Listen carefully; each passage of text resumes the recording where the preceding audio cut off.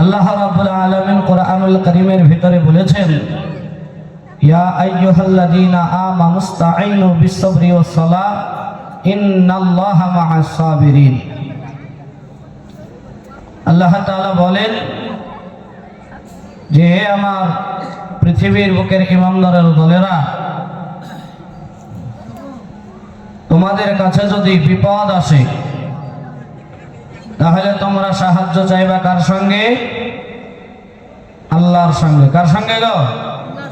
আল্লাহর সঙ্গে। কিসের মাধ্যমে? আল্লাহ তাও জানিয়ে দিয়েছেন, দুইটা জিনিসের মাধ্যমে আল্লাহ তাআলার কাছে সাহায্য চাইবে। এক নম্বরে ধৈর্য, আর দ্বিতীয় নম্বরে হলো নামাজ। আজকে মুসলমানদের ভিতরে ধৈর্যও নাই আর নামাজও নাই, আছে? দুটো জিনিসই নাই। তাহলে মুসলমানদেরকে আল্লাহ সাহায্য করবে কি করে? তাও তো আল্লাহ তাআলা রহম করম যে আমরা বেঁচে আছি পৃথিবীর বুকে, আল্লাহর এটা বড় রহমত। তাই মুহতারাম, আমি আপনাদেরকে বলি, জালসা জুলুস আলহামদুলিল্লাহ আমরা অনেক শুনছি, কিন্তু মাননেওয়ালা একটাও পাচ্ছিনি। এটা হলো বড় কিয়ামতের আলামত। কিয়ামত আর বেশি দূরে নাই। তাই মুহতারাম, কিয়ামতের আগে আমরা যদি নিজেদেরকে পরিবর্তন করতে চাই, তাহলে এই জালসা জুলুসে যে কথাগুলো হচ্ছে একটু কষ্ট করে মেনে নিতে হবে। মানবেন ইনশাআল্লাহ? আল্লাহ রাব্বুল আলামিনের নবী রাহমাতাল লিল আলামিন আমাদেরকে বললেন, মান তামাসসাকা বিসুন্নতি ইনদা ফাসাদি উম্মতি ফালাহু আজরু মিআতি শাহীদ আও কামা ক্বালা আলাইহি সালাতু ওয়াসসালাম। হে আমার উম্মতের দলেরা, এমন একটা জামানা হবে যে জামানাটা হবে ফিতনা ফাসাদের জামানা। এমন একটা জামানা আসবে সামনে যে জামানাটা হবে ফিতনা ফাসাদের জামানা। আর ওই জামানাতে যদি কোনো আমার একটা উম্মত আমার একটা সুন্নাতকে জিন্দা করতে পারে, তাহলে তার আমলনামাতে আল্লাহ তাআলা 100 শহীদের মর্যাদা দেবে। বলি সুবহানাল্লাহ। মরা সুন্নাতকে জিন্দা করতে হবে। তাহলে মরা সুন্নাত কোনগুলো? আমরা দেখি আজকে বাড়িতে প্রবেশ করলে সালাম দিই না, দিই গো? বাড়িতে ঢুকলে সালাম দিই না। বাড়িতে খাবার খাই, দস্তরখান বিছাই না। সকালবেলাতে ঘুম থেকে উঠে বিরাসটা হাতে নেই, মিসওয়াকটা নিই না। এগুলো হলো সুন্নাত। আজকে মুসলমানের কাছে দাড়ি নাই, আজকে মুসলমানের পোশাক ঠিক নাই, আজকে মুসলমানের টুপি ঠিক নাই। তাহলে মুসলমান মার খাবে না তো কি হবে? কি গো? আমাদের ভুলের কারণেই তো আমরা মার খাই। আল্লাহর নবী রাহমাতাল লিল আলামিনকে আল্লাহ তাআলা জানিয়ে দিলেন যে কুল ইন কুনতুম তুহিব্বুনাল্লাহ ফাত্তাবিউনি ইউহিব্বুকুমুল্লাহ ওয়া ইয়াগফির লাকুম যুনুবাকুম আল্লাহু গফুরুর রহিম। হে নবী, আপনি আপনার উম্মতদেরকে জানায়া দেন, তারা যদি আমি আল্লাহ তাআলাকে ভালোবাসতে চাই, তাহলে তারা যেন আপনি নবীকে অনুসরণ করে চলে। তাহলে আমরা নবীর অনুসরণ কারা করছি গো? করছি আজকে? করি না। রাসূলের সুন্নাতকে জিন্দা করার জন্য, রাসূলের তরিকাকে মানার জন্য দুনিয়ার জমিনে কত সাহাবী জীবন দিয়ে দিলেন, বিবিদেরকে বিবাহ করলেন, সন্তানদেরকে এতিম করে দিলেন। অনেক সাহাবী এমন পৃথিবীর বুকে জীবন যায় যায় অবস্থা, তবু ঈমান ছাড়ে নাই। ছেড়েছে গো? ছেড়েছে? ছাড়ে নাই। বিশ্বনবী সাল্লাল্লাহু আলাইহি ওয়াসাল্লামের একজন সাহাবী, যার নাম খাব্বাব রাদিয়াল্লাহু তাআলা আনহু, বিশ্বনবী ইন্তেকালের পর হযরত হযরতে আবু বকর রাদিয়াল্লাহু তাআলা আনহু ছিলেন খলিফা প্রথম নম্বর। হযরতে আবু বকর রাদিয়াল্লাহু তাআলা আনহু যখন ইন্তেকাল হয়ে গেল,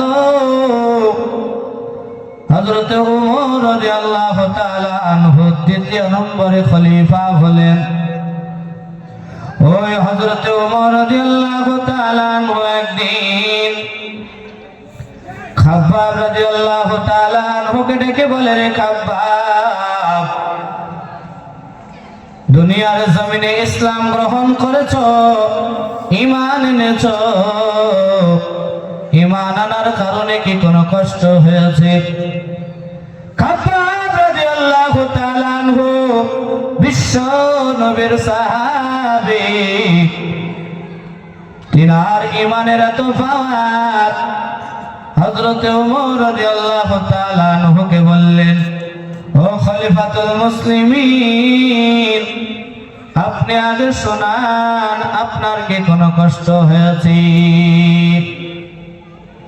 হযরতে খাব্বাব রাদিয়াল্লাহু তাআলা আনহুর কথা শুনে হযরতে ওমর রাদিয়াল্লাহু তাআলা আনহু তিনি বলেন, ও খাব্বাব, পৃথিবীর জমিনে আমি ঈমান এনেছি, বাহাদুরের সাথে আমার একটু কষ্ট হয় নাই।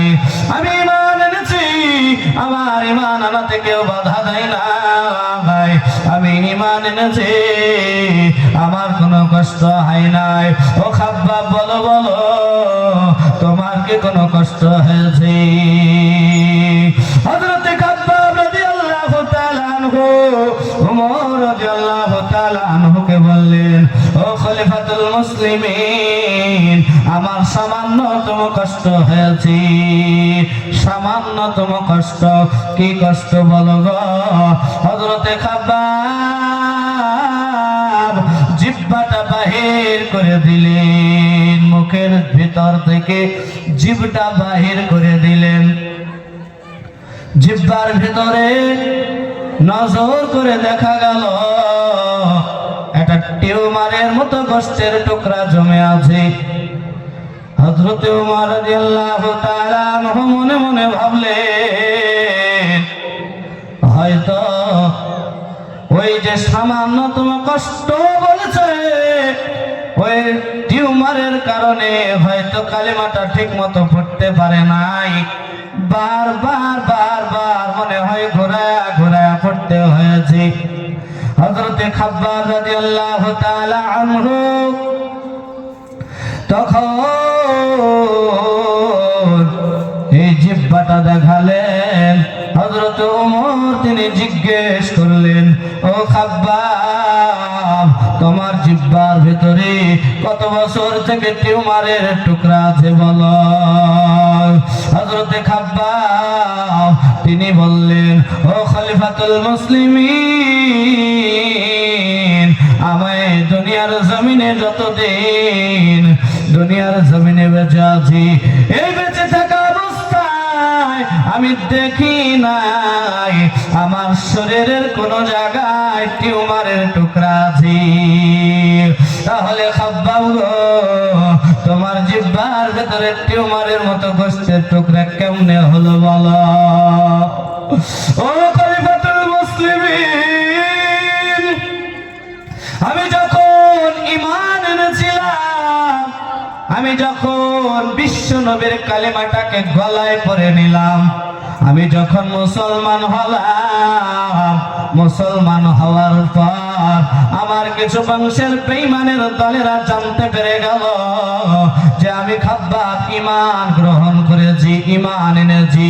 ওই সময় আমার কাছে বংশের বেঈমানের দলেরা আসলো আর বলল যে, ও খাব্বাব, কালিমাটা ছেড়ে দে, না হইলে তোকে দুনিয়া থেকে বিদায় করে দিব।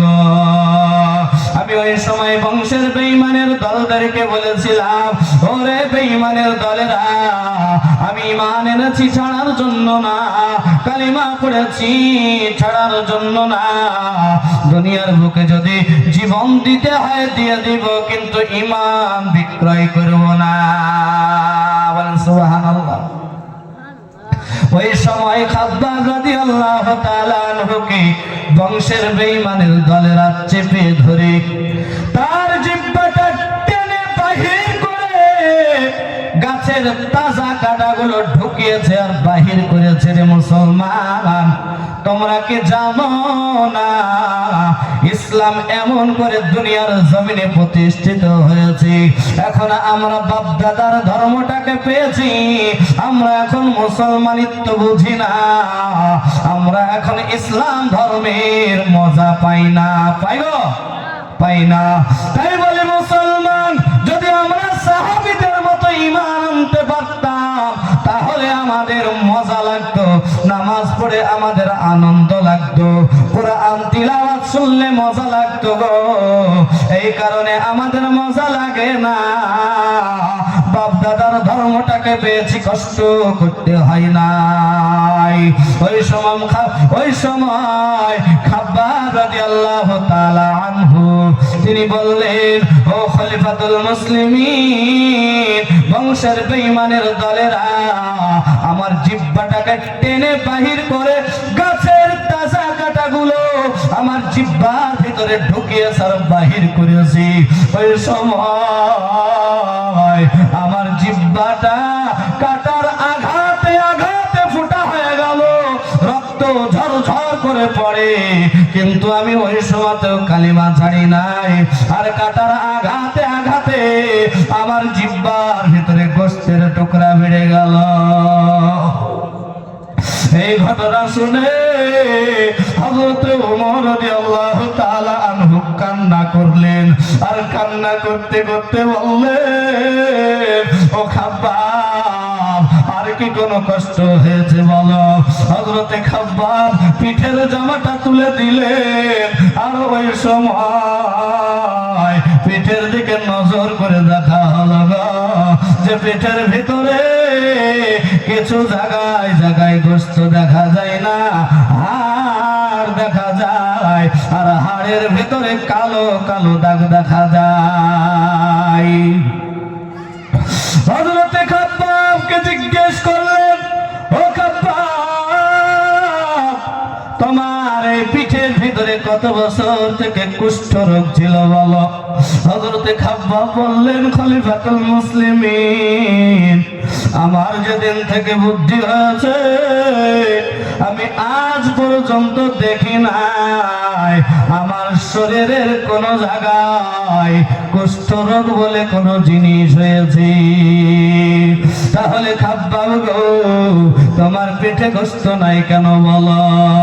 হযরত খাব্বাব ওই সময়তে কান্না করে করে চোখের পানি ছেড়ে দিয়ে তিনি বলতে শুরু করলেন, ও খলিফাতুল মুসলিমিন, আমি যখনই ঈমান এনেছিলাম ওই সময়তে বংশের বেঈমানের দলেরা আমার ওই জিহ্বার ভিতরে কাঁটা ঢোকানো আর বাহির করাতে থামে নাই। তাহলে কি করেছিল গো খাব্বাব বলো? ওই সময় আমাকে বলেছিল, ও খাব্বাব, কালিমাটা ছাড়বে কিনা বল। ওই সময়তে আমি বলেছিলাম, না না, কালিমা ছাড়বো না। ওই সময়তে বংশের বেঈমানের দলেরা আমাকে চেপে ধরে রশি দিয়ে বেঁধে আমার জন্য আগুনের আঙ্গা তৈরি করেছিল, আগুনের কান্ডারি সাজায়া ছিল, চিতা সাজায়া ছিল, আগুন দাও দাও করে জ্বলতেছে। এমন সময় আমাকে চেপে ধরে বেঁধে ওই আগুনের উপরে শোয়াইয়া দিয়েছিল। হযরত খাব্বাব ওই সময়তে তিনি বললেন, ও খলিফাতুল মুসলিমিন, আমার পিঠের চামড়াগুলো পুড়ে রক্ত ঝর ঝর করে পড়তেছে আর মাংসগুলো পড়ে যাইতেছে। ওই সময়তে রক্তের কারণে আগুন নেভে গেল, কিন্তু বেঈমানদের মন গলল না।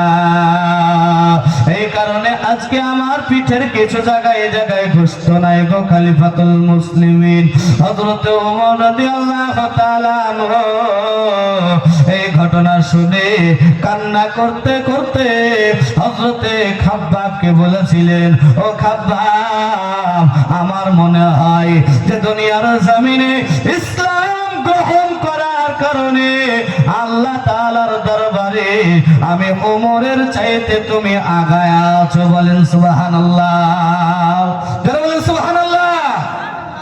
এই মুসলমান, এই কারণে আজকে আমরা দুনিয়ার জমিনে ঈমান পেয়েছি, মুসলমানিত্ব পেয়েছি, নিজেদেরকে মুসলমান বলে দাবি করতে পারি।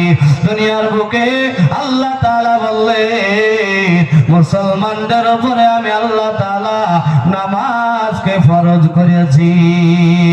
আর এই নামাজ দ্বারা আল্লাহ তাআলার কাছে সব দাবি আদায় করা যায়।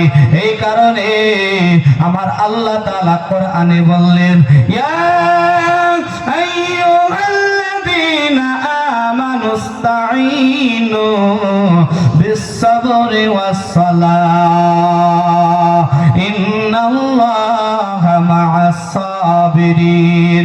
আরে মুসলমান, দুনিয়ার জমিনে আল্লাহ তাআলা বললেন, তোমাদের কাছে যদি আসমান বরাবর বিপদ আসে, সাহায্য চাও দুই জিনিসের মাধ্যমে। এক নম্বরে হলো ধৈর্য, দ্বিতীয় নম্বরে হলো নামাজ। আজকে মুসলমানদের ভিতরে ধৈর্য নাই, নামাজের কোনো খবর নাই, কিন্তু এই নামাজ দ্বারা আল্লাহর নবীর সাহাবারা আল্লাহ তাআলার কাছে সব দাবি আদায় করে নিয়েছেন। ওরে মুসলমান, নবীর উম্মতের দল এই দুনিয়ার জমিনে বিশ্ব নবীর জামানায় একজন সাহাবী ছিলেন, যার নাম হলো আব্দুল্লাহ আনসারী রাদিয়াল্লাহু তাআলা আনহু। নাম শুনেন নাই গো? জানেন না যে আব্দুল্লাহ আনসারী রাদিয়াল্লাহু তাআলা আনহু নামক একজন সাহাবী দুনিয়ার জমিনে যখন বেঁচে ছিলেন, হযরত আব্দুল্লাহ আনসারী রাদিয়াল্লাহু তাআলা আনহু অন্য সাহাবীদের মতো ধনী না, উনি ছিলেন একজন দরিদ্র সাহাবী, গরীব সাহাবী। এত গরীব যে দুনিয়ার জমিনে তিনার ঠিক মতো থাকার জায়গা ছিল না, একটা কুড়ে ঘর আর ঠিক মতো একটা পোশাকও ছিল না। স্বামী স্ত্রীর জন্য মাত্র একটাই পোশাক, কিন্তু তিনি একদিনও নামাজ ছাড়েন নাই। দুনিয়ার জমিনে বিশ্ব নবীর পিছনে নামাজ পড়েছেন জামাতের সাথে। সুবহানাল্লাহ। ওরে মুসলমান, হযরতে আব্দুল্লাহ আনসারী রাদিয়াল্লাহু তাআলা আনহু যেদিন থেকে বিশ্ব নবীর জবান থেকে শুনলেন যে দুনিয়ার জমিনে আল্লাহ তাআলা নামাজকে ফরজ করেছে, নামাজ আমাদেরকে আদায় করতে হবে যে হালাতেই থাকি না কেন, রাসূলের জবান থেকে যখন শুনলেন, ও আব্দুল্লাহ আনসারী রাদিয়াল্লাহু তাআলা আনহু যেদিন শুনলেন যে নামাজের জন্য আল্লাহ তাআলা জান্নাতের চাবি দিবে, জান্নাতের চাবিকাঠি হলো নামাজ, মিফতাহুল জান্নাতিস সালাহ। যখন এই হাদিস ওই সাহাবী শুনলেন, এই দুনিয়ার জমিনে যখন তিনি শুনলেন যে একজন বাড়িতে নামাজ আদায় করনেওয়ালা আর একজন জামাতে নামাজ আদায় করনেওয়ালার মাধ্যমে দুইজনের ভিতরে পার্থক্য 27 গুণ, নামাজের সওয়াব কম বেশি। যে বাড়িতে নামাজ পড়বে সে 27 গুণ সওয়াব কম পাবে, আর যে মসজিদে নামাজ পড়বে জামাতের সাথে সে 27 গুণ সওয়াব বেশি পাবে। রাসূলের হাদিস শোনার পর ওই আব্দুল্লাহ আনসারী রাদিয়াল্লাহু তাআলা আনহু একটা দিনও জামাত ছাড়েন নাই। জামাতে নামাজ আদায় করতেছেন, তিনি এমন পর্যায়ে আসেন যে অন্যান্য সাহাবীরা তো আগে এসে জামাতের জন্য অপেক্ষা করেন, কিন্তু ওই সাহাবীও তো আগে আসতে পারেন না। যখন বিশ্বনবী নামাজে দাঁড়ায় তখন ওই সাহাবী আসে নামাজে দাঁড়াইয়া যায়। বিশ্বনবী যখন নামাজের সালামটা ফিরাইয়া দেয়, যখন ওই সাহাবী সঙ্গে সঙ্গে বাড়ি চলে যায়।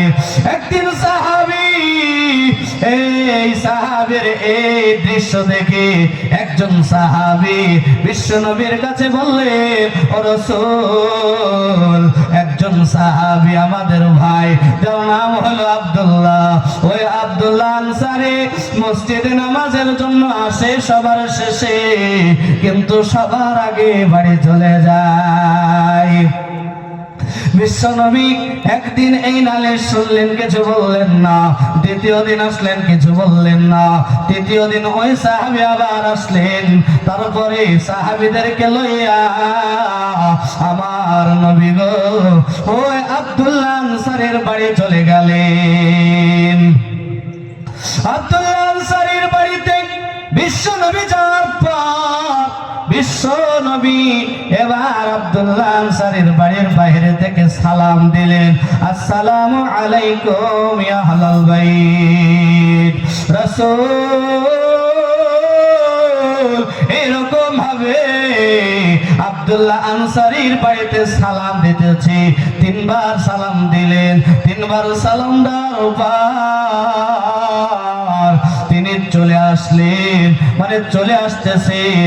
আর ওই ভিতরে আব্দুল্লাহ আনসারী এমন অবস্থায় আছে যে রাসূলের সালামের জবাব দিতে পারতেছেন না। কেন তিনি রাসূলের সালামের জবাব দিতে পারতেছেন না? ওই আব্দুল্লাহ আনসারী ঘরের ভিতরে উলঙ্গ অবস্থায় আছে। কেন কেন? ওই যে একটা পোশাক পরে আব্দুল্লাহ আনসারী তিনি নামাজ পড়েন, আবার ওই পোশাকে সুন্দর একটা পবিত্র পোশাকে তিনার স্ত্রী নামাজ আদায় করে।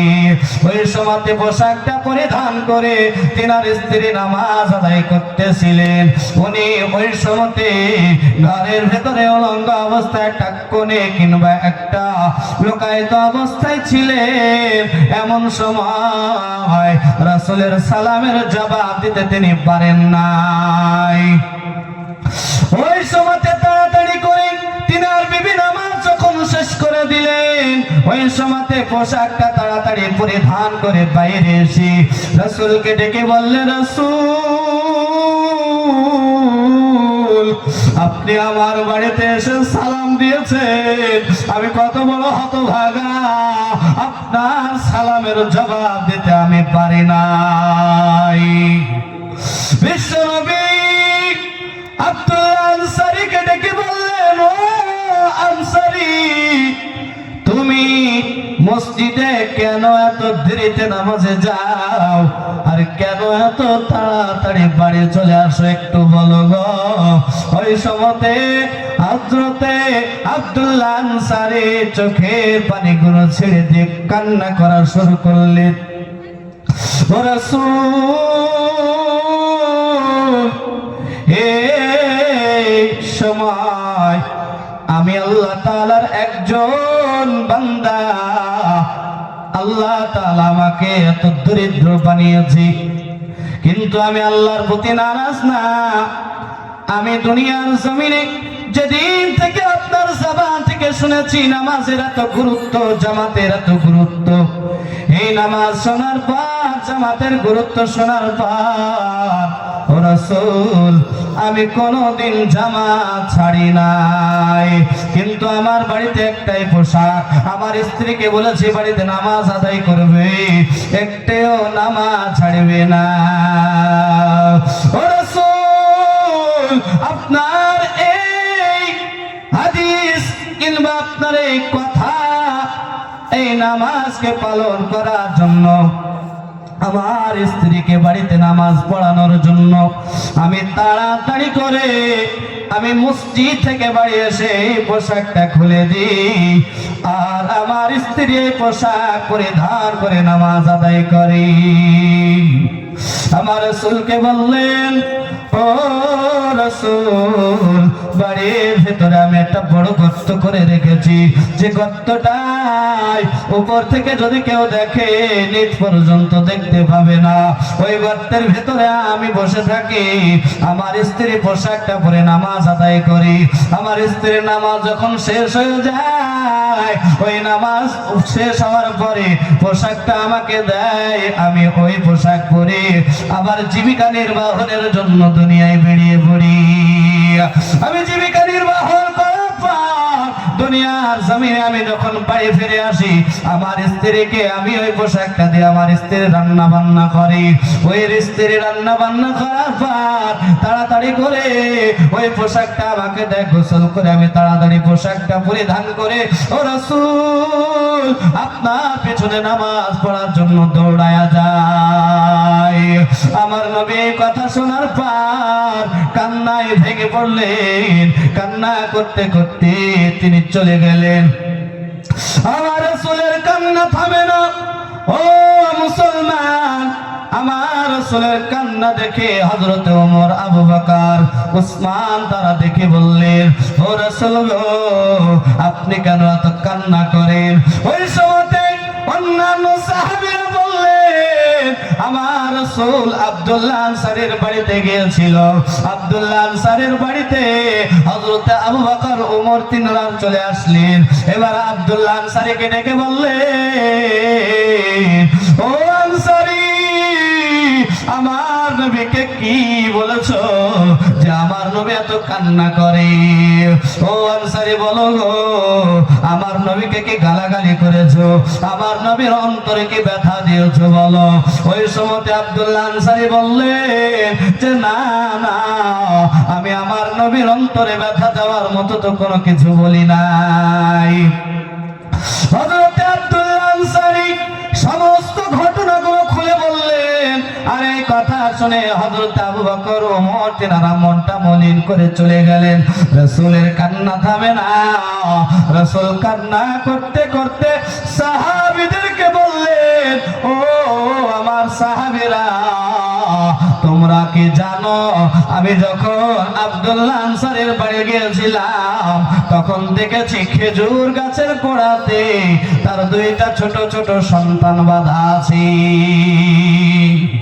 ওই দুইটা ছোট ছোট সন্তান খেজুর গাছে বাঁধা ছিল। আমি তাকে জিজ্ঞেস করলাম, ও আনসারী গো, এই বাচ্চা দুটা কার? ওই সময়তে আব্দুল্লাহ আনসারী বলেছিল, ও রাসূল, এই বাচ্চা দুটা হলো আমার। তাহলে খেজুর গাছে কেন বাঁধা?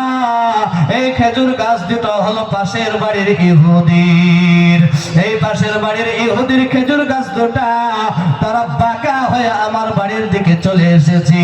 আর এই খেজুর গাছ থেকে যখন ওই পাকা পাকা খেজুর গুলো মাটিতে পড়ে, আমার ছোট ছোট বাচ্চারা কুড়ায়া কুড়ায়া খেয়ে ফেলে।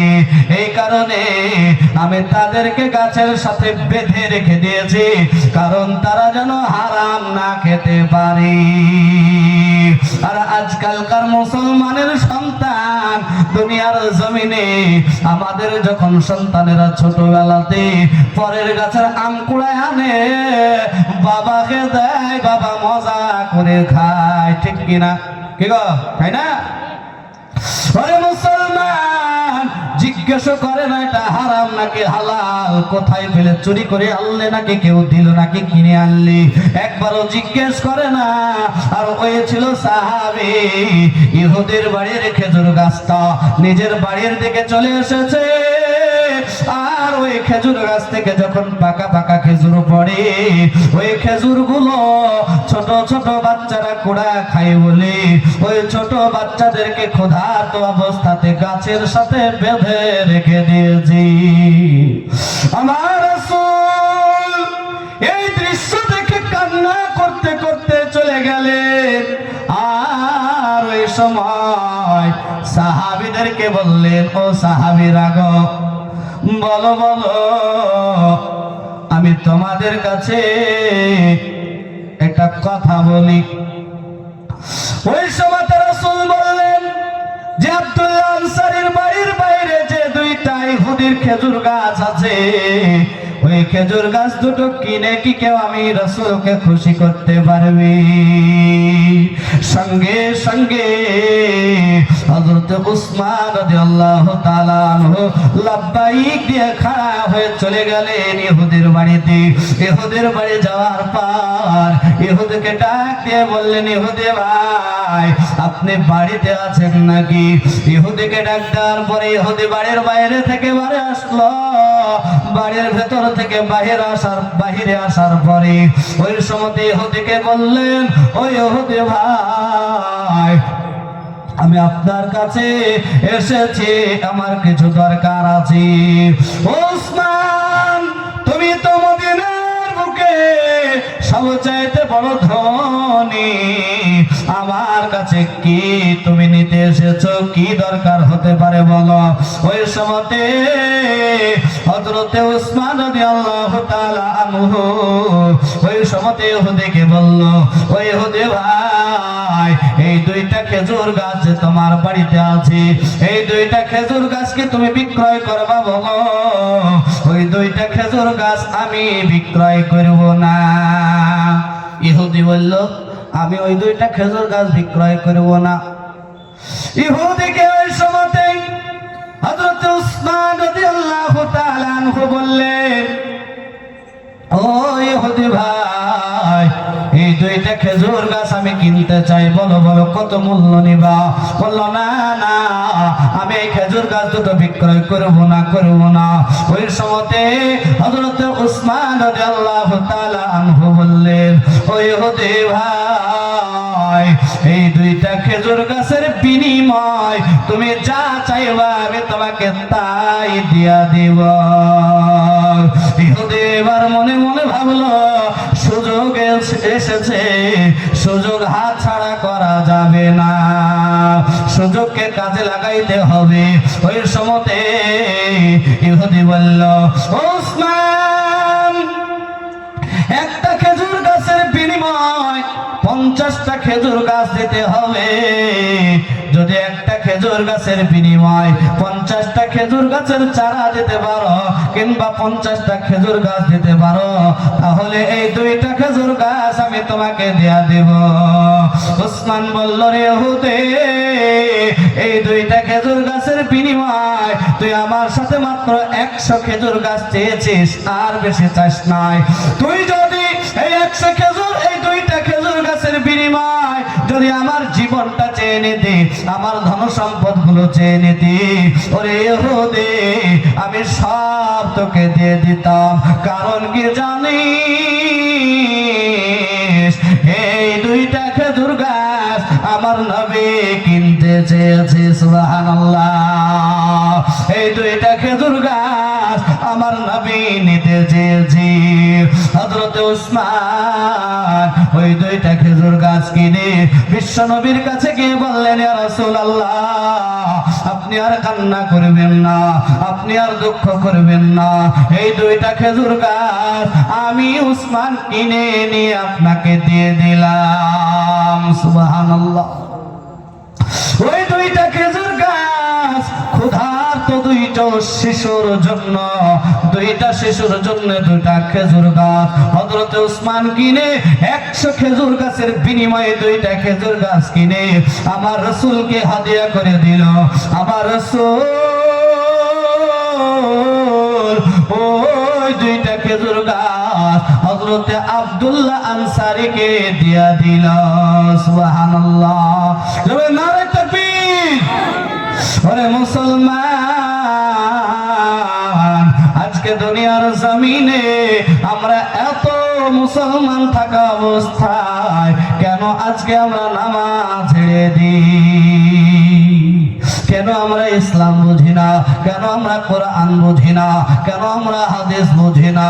তাই বলি মুসলমান, ওই সময়তে হযরতে উসমান রাদিয়াল্লাহু তাআলা আনহু শুধু 100 খেজুর গাছ 100 খেজুর গাছের বিনিময় দুইটা খেজুর গাছ কিনেন নাই। রাসূলের সাহাবী হযরত উসমানের এত দান একদিন আমার রাসূল যুদ্ধের জন্য মাল আদায় করতেছেন, এমন সময় মজলিসে বসে আছেন। আমার রাসূলকে ওই সময় হযরত উসমান দেখলে যে এই সময়তে আমার রাসূল কিছু চাইবে, হযরতে বিশ্বনবী সাল্লাল্লাহু আলাইহি ওয়াসাল্লাম ওই সময়তে মজলিসে বলল, যুদ্ধের জন্য উটের প্রয়োজন আছে কিংবা যুদ্ধের জন্য ঘোড়ার প্রয়োজন আছে। ওই সময় আমার রাসূল বললেন, ও আমার সাহাবীরা, সামনে থেকে কে আছো বলো যে যুদ্ধের জন্য ঘোড়া দান করবে। আমার রাসূলের একজন সাহাবী যার নাম হলো উসমান রাদিয়াল্লাহু তাআলা আনহু, তিনি দাঁড়ায় গেলেন আর বললেন, ইয়া রাসূলুল্লাহ, আমি 100 ঘোড়া দেব। বলে সুবহানাল্লাহ, 100 ঘোড়া। আবার আমার রাসূল ওই সময়তে ডান দিকে হাত ফিরায় বললেন, ডান দিকে কে আছো যে যুদ্ধের জন্য কিছু দিবা? আমার রাসূলের ওই সাহাবী হযরতে উসমান সামনে থেকে ডান দিকে এসে ওই সময়তে বললেন, ইয়া রাসূলুল্লাহ, আমার আরো 100 ঘোড়া থাকলো। আমার রাসূল বাম দিকে হাত ফিরায় বললেন, ও কে আছো সাহাবীরা, বাম দিক থেকে বলো। ওই সময়তে হযরতে উসমান ডান দিক থেকে বাম দিকে গিয়ে ওই সময়তে আবার উসমান বললেন, ইয়া রাসূলুল্লাহ, আবারও আমার 100 থাকলো। এরকম ভাবে আমার রাসূল কে আছো বলেছে, এদিক থেকে কে, এদিক থেকে কে, এদিক থেকে কে, এরকম ভাবে 6 বার বলেছে। আর 6 বারে উসমান বলেছে যে আমি 100 করে 600 দেব। বলে সুবহানাল্লাহ, নারে তাকবীর। তাই বলে মুসলমান, এই মজলিসের ভিতরে আপনারা তো ভালোই জানেন গো যে আপনাদের এটা কোরআনিয়া মাদ্রাসার মাহফিল। এই মজলিসের ভিতরে কোন হিম্মতওয়ালা আছে যে এই কোরআনিয়া মাদ্রাসার জন্য প্রথম নম্বরে হযরত উসমানের মতো লাফ দিয়ে বলবে যে হুজুর, আমি মাদ্রাসার জন্য দেব 20,000? কেউ আছেন? হ্যাঁ, কোন হিম্মতওয়ালা নাই? কেউ নাই? ডানে বামে সামনে পিছনে কেউ নাই? কত টাকা কমনে চলে যায় কোরআনিয়া মাদ্রাসার জন্য, কোরআনের খিদমতে, তালবে ইলমদের পিছনে মাদ্রাসার জন্য দেবেন। কোন হিম্মতওয়ালা আছেন? মা চলে গেল, বাবা চলে গেল, কেউ নাই? হবে না?